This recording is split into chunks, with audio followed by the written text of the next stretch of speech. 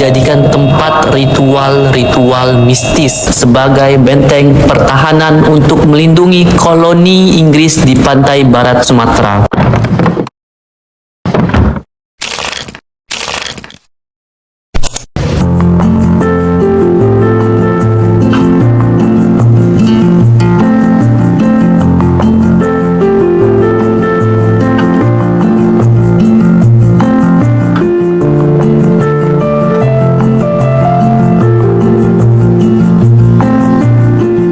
Benteng Marlborough di Bengkulu menyimpan banyak cerita misteri yang memikat dan mencekam.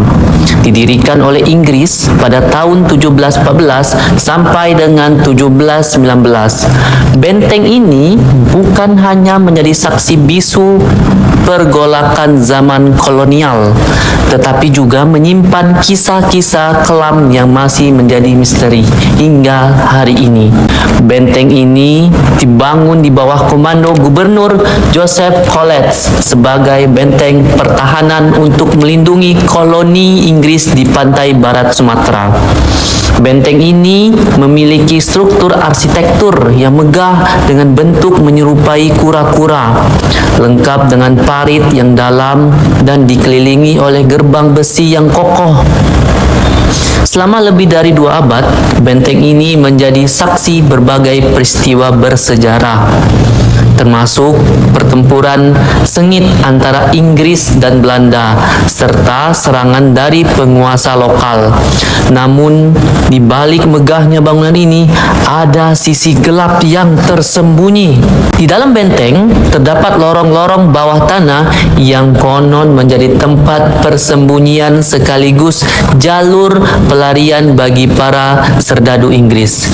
Namun, menurut cerita warga setempat, lorong ini juga digunakan sebagai tempat eksekusi bagi para tahanan yang memberontak.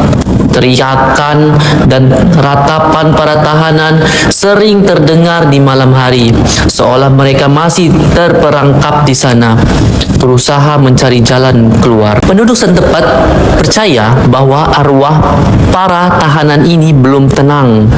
Banyak yang mengaku melihat penampakan yang sosok serdadu Inggris berkeliaran di malam hari, terutama di sekitar pintu masuk lorong bawah tanah.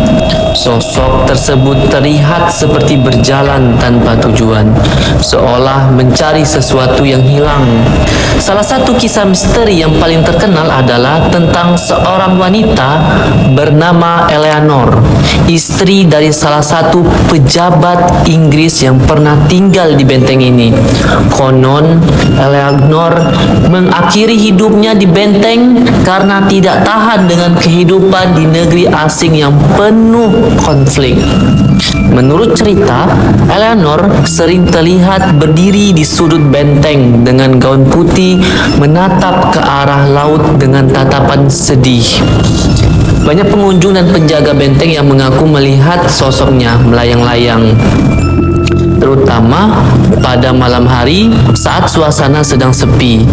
Aroma bunga mawar yang kuat sering tercium ketika sosok Eleanor muncul, seakan menandakan kehadirannya. Selain penampakan, benteng Marlborough juga dikabarkan sering dijadikan tempat ritual-ritual mistis. Ada cerita tentang sekelompok orang yang datang pada malam tertentu untuk melakukan ritual pemanggilan arwah. Mereka mempercayai bahwa arwah para prajurit dan tahanan yang gugur di benteng dapat membantu mereka mendapatkan kekuatan gaib atau petunjuk masa depan. Menurut warga sekitar, suara-suara aneh sering terdengar saat ritual-ritual ini dilakukan. Gumaman dalam bahasa asing, suara rantai yang menyeret, hingga teriakan yang menyeramkan.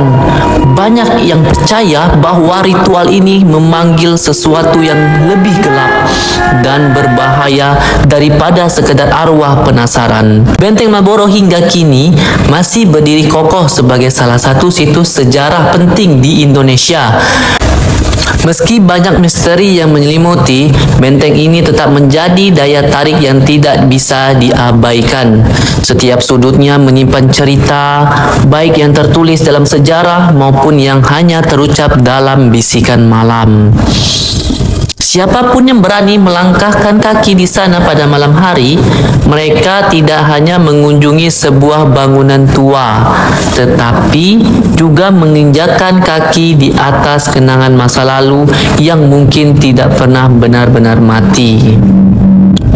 Nah, yang lebih menariknya lagi, di balik megahnya benteng Marlborough di Bengkulu, tersimpan kisah tentang masa-masa pengasingan seorang tokoh besar yang kelak menjadi proklamator Indonesia, yaitu Presiden pertama Soekarno. Perjuangannya tidak hanya melawan penjajah, tetapi juga menaklukkan kesepian dan cobaan di tanah asing. Benteng Marlborough menjadi saksi bisu atas perjuangan dan cinta Soekarno yang tak pernah padam. Pada tahun 1938, pemerintah Hindia Belanda mengasingkan Soekarno ke Bengkulu sebagai upaya membungkam perjuangannya yang semakin menguat. Bagi Soekarno, Bengkulu bukan hanya tempat pengasingan, melainkan juga medan perjuangan baru. Di kota kecil yang sepi ini, Soekarno terus mengobarkan semangat perlawanan meski dalam keterbatasan. Benteng Marlborough menjadi salah satu tempat yang sering dikunjungi Soekarno. Benteng yang kala itu masih digunakan sebagai pusat administrasi Belanda, menjadi simbol kekuasaan penjajah yang berusaha mengurung langkah dan pikirannya. Soekarno sering berjalan-jalan di sekitar benteng, merenungi perjuangannya sambil melihat laut luas yang seolah menjadi batas kebebasannya. Bagi Soekarno, benteng Marlborough bukan hanya sekedar benteng pertahanan Belanda, tetapi juga simbol dari tekanan dan perlawanan.